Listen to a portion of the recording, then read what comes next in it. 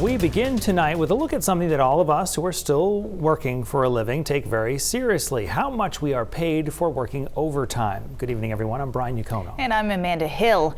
In the last few years, changes in minimum wage laws have tried to keep pace with rising interest rates and inflation, but many salaried workers say they have been left behind. Some state lawmakers are backing a bill now to change overtime laws, but as News Center Maine's Caroline LaCour reports, some business owners argue it might not help in the long run.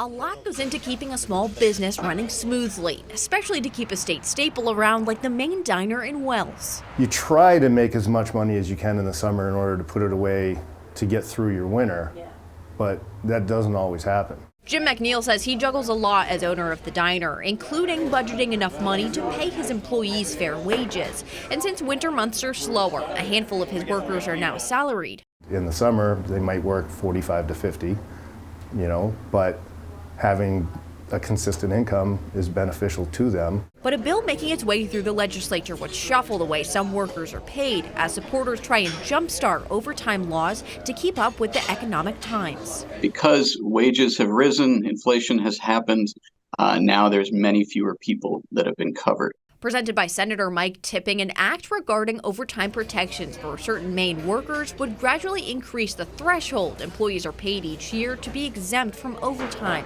Right now, that threshold is a little more than $32,000 a year. We think that this is a good solution. It's a long time coming. If passed, the bill would bump up the threshold to $55,000 a year by January of next year, and another adjustment each following year.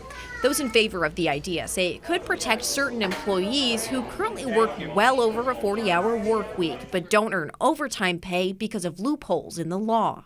The fact that only 11% of salaried Americans are below the threshold tells us something that it needs to change. However, others disagree, saying although the idea might look good on paper, it could be problematic for small employers. Things are going to have to be taken away in order to be able to cover the expense. With many seasonal businesses here in Maine, McNeil says some employers may switch workers back to hourly rates or eliminate some benefits to pay for the change. Just don't look at LL Bean or Chambro or these large corporations. Look at the little guys like us. Another issue for employers and their workers to discuss behind the breakfast counter.